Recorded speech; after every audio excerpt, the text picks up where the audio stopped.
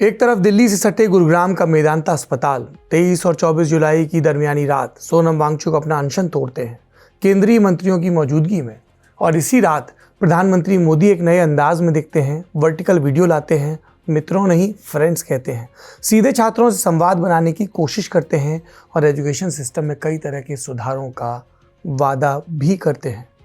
आधी रात को हुए दो बड़े डेवलपमेंट्स देखकर लगा कि जंतर मंतर पर मची रार शायद अब थम जाए, लेकिन जब 24 जुलाई का सूरज निकला तो पता चला कि अभी भी सब कुछ मध्य में है, यानी अधर में ही लटका हुआ है। सरकार वो धर्मेंद्र प्रधान के इस्तीफे पर पूरी तरह से अड़ी है कि इस्तीफा देना सबसे आसान काम है, इसलिए हम जिम्मेदारी से भागने का काम नहीं करेंगे, इस्तीफा नहीं होगा। सीजेपी और प्रदर्शनरत छात्र वो भी अधर में है। 24 घंटे का अल्टीमेटम दिया है, नो इस्तीफा नो टॉक की बातें कही हैं। 25 जुलाई की दोपहर 2 बजे तक का टाइम बम टिक टिक कर रहा है और अगली मुलाकात इस्तीफे की डेडलाइन से 1.5 घंटे बाद की फिक्स हुई है। विपक्ष भी अधर में है, इस्तीफा तो वो भी मांग रहा, लेकिन सीजेपी के प्रोटेस्ट में शामिल होना है या नहीं इसे लेकर एकमत नहीं। Rahul Gandhi pellet gun victim को तो सामने लाते हैं, लेकिन जंतर मंतर जाने से अभी भी परहेज है। सपोर्ट है लेकिन दूर से है, और शंका भी है कि कहीं सोमवार को सरकार ने प्रश्नकाल से पहले ही ये नीट एग्ज़ाम में या ओवरऑल जो एग्जामिनेशन की प्रक्रिया में बदलाव को लेकर बिल ला दिया तो बहस में हिस्सा लेंगे या इस बात पर अड़े रहेंगे कि पहले प्रधान का इस्तीफा हो। और सबसे बड़ा अधर इस देश के एजुकेशन सिस्टम और उन करोड़ों छात्रों के भविष्य का है। प्रधानमंत्री का वीडियो वर्टिकल है, लेकिन आंदोलन अब हॉरिजॉन्टल फैलकर मुंबई के शिवाजी पार्क से लेकर कोलकाता की सड़कों तक पहुंचा है। एक स्टूडेंट पर पड़ी लाठी का मतलब 4 वोट का नुकसान है, ये सियासी गणित भी समझाया जा रहा है। लोडिंग और अनलोडिंग की बातें की जा रही हैं। इस वीडियो में हम इन्हीं घटनाक्रमों की बात करेंगे। सरकार और सीजेपी के बीच 24 जुलाई को क्या बात हुई, किन शर्तों पर बात आगे बढ़ी, कहां फंसी, जंतर मंतर पर अब क्या हो रहा है, और अगर 24 घंटे का अल्टीमेटम बिना धर्मेंद्र प्रधान के इस्तीफे के बीता तो क्या होगा। नमस्कार, सौरभ द्विवेदी नाम है हमारा और ये है Indian express Hindi. Indian express Hindi वो प्लेटफॉर्म है जहां पर हम और हमारे साथी आपको दिन भर की खबरों के बारे में विस्तार से बताएंगे। यदि आप ये वीडियो पहली बार देख रहे हैं इंडियन एक्सप्रेस हिंदी का, तो हमारे चैनल से ज़रूर जुड़ें, जहां भी देख रहे हैं, फेसबुक पे, यूट्यूब पर या इंस्टाग्राम पर। अब आगे की बात, शुरुआत करते हैं उस अधर से जिसमें सब कुछ अटका पड़ा है। सोनम वांगचुक के अनशन तोड़ने के बाद 24 जुलाई को दिल्ली के कॉन्स्टिट्यूशन क्लब में मोदी सरकार और सीजेपी के प्रतिनिधियों के बीच एक अहम बैठक हुई। सरकार की तरफ से केंद्रीय मंत्री जेपी नड्डा और जितेंद्र सिंह आए, सीजेपी की तरफ से पहुंचे प्रवक्ता आशुतोष रांका और सौरभ दास। बातचीत लंबी चली। बाहर आकर सीजेपी वालों ने बताया कि सरकार ने उनकी 3 में से 2 प्रमुख मांगे मान ली हैं। पहली, जंतर मंतर पर शांतिपूर्ण प्रदर्शन कर रहे छात्रों पर कोई मुकदमा दर्ज नहीं होगा, और दूसरी, नीट पेपर लीक और सिस्टम की नाकामी के चलते जिन छात्रों ने जान दी उनके परिवारों को मुआवजा देने पर सरकार सकारात्मक रूप से विचार करेगी। यहाँ तक तो सब ठीक था, पर बात आकर अटकी तीसरी और सबसे बड़ी मांग पर, यानी शिक्षा मंत्री धर्मेंद्र प्रधान का इस्तीफा। सूत्रों के हवाले से तरह तरह के इनपुट आए। कभी कहा गया कि इस्तीफे का कोई सवाल ही नहीं पैदा होता, क्योंकि सरकार के मुताबिक ये तो जिम्मेदारी से भागना होगा। फिर ये भी कहा गया कि धर्मेंद्र प्रधान का पोर्टफोलियो आगे जाकर बदला जा सकता है। लेकिन सीजेपी वाले भी इस्तीफे पर अड़े हैं। अब जिद्दीप के आशुतोष रांका और सौरभ दास तीनों इस बात पर पूरी तरह एकजुट हैं कि बिना शिक्षा मंत्री के इस्तीफे के वो घर नहीं लौटेंगे। केंद्रीय मंत्रियों से बातचीत के बाद सीजेपी ने सरकार को एक खुला अल्टीमेटम भी दिया। साफ कहा कि अगर 25 जुलाई की दोपहर 2 बजे तक प्रधान का इस्तीफा नहीं होता तो ये आंदोलन दिल्ली की सीमाओं को तोड़कर एक नया रूप लेगा।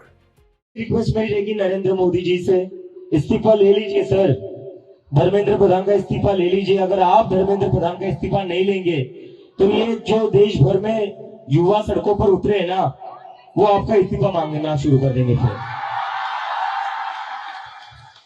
तो स्टूडेंट्स की भी भलाई इसी में है कि धर्मेंद्र प्रधान का इस्तीफा हो जाना चाहिए, और स्टूडेंट्स से ज्यादा भलाई नरेंद्र मोदी की है कि धर्मेंद्र प्रधान का इस्तीफा हो जाना चाहिए। सीजेपी वालों का यह भी कहना है कि आंदोलन जीत के करीब है, इस्तीफा लोड हो रहा है। मीडिया से बात करते हुए सीजेपी नेताओं ने एक दूसरे को भी ये बात याद दिलाई। तो नंबर 1 डिमांड जो नॉन नेगोशिएबल है कि या तो धर्मेंद्र प्रधान इस्तीफा दे या तो उनको मंत्रिमंडल से बर्खास्त करे सरकार, नॉन नेगोशिएबल। नंबर 2, 1 करोड़ का मुआवजा सारे फैमिलीज के लिए जिनके बच्चे इस नीट के ब्रोकन करप्ट एजुकेशन सिस्टम की वजह से आत्महत्या करके मर गए। हमने बहुत साफ शब्दों में सरकार को बता दिया कि धर्मेंद्र प्रधान का इस्तीफा नॉन नेगोशिएबल है। धर्मेंद्र प्रधान का इस्तीफा या उनके कैबिनेट के बर्खास्तगी के बिना यहां पर जो प्रदर्शन चल रहा है, जो पूरे देश भर में प्रदर्शन चल रहा है, वो प्रदर्शन बंद नहीं होगा। ये हमने आज सरकार को साफ शब्दों में कम्युनिकेट कर दिया है। और बात सिर्फ धर्मेंद्र प्रधान के इस्तीफे तक सीमित नहीं है, एक नया सियासी गणित भी समझाया जा रहा है। कहा गया कि एक स्टूडेंट पर पड़ी लाठी का मतलब है 4 वोट का नुकसान, यानी अगर धर्मेंद्र प्रधान नहीं हटते तो इसका चुनावी नुकसान प्रधानमंत्री मोदी को उठाना पड़ सकता है, क्योंकि बकौल सीजेपी करोड़ों छात्र तब सड़कों पर उतर आएंगे। और इसकी बानगी भी दिखाई गई। कुछ जंतर मंतर पर चल रहे आंदोलन के सपोर्ट में देश के अलग अलग हिस्सों में विरोध प्रदर्शन चल रहे हैं। मसलन मुंबई के ऐतिहासिक शिवाजी पार्क में मीनाताई ठाकरे की मूर्ति के पास छात्र धरने पर बैठे।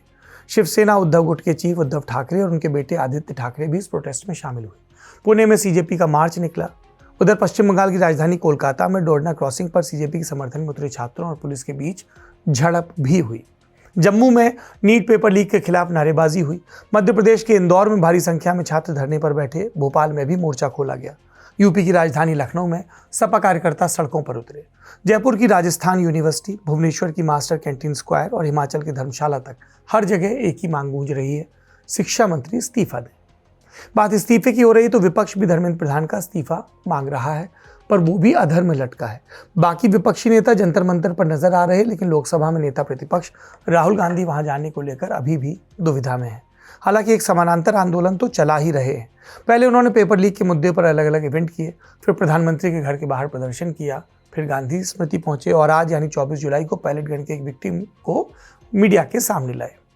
सरकार ने कहा है कि कोई पैलेट गन यूज नहीं हुई। कहा है ना, ये देखिए, ये है पैलेट गन। थोड़ा घूम दो। इसको कहते हैं पैलेट गन। इसको कहते हैं पैलेट गन।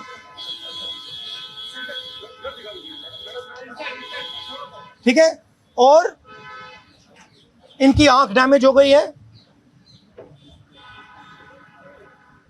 इनकी आंख से इनको दिखाई नहीं दे रहा है। दर्शक याद रखें, इंडियन एक्सप्रेस हिंदी पर हमने विस्तार से पैलेट गन के विक्टिम्स के बारे में बात की है। अगर आपको उसके बारे में समझना है तो डिस्क्रिप्शन में आप वो वीडियो देख सकते हैं जो हमने कल रिकॉर्ड किया था।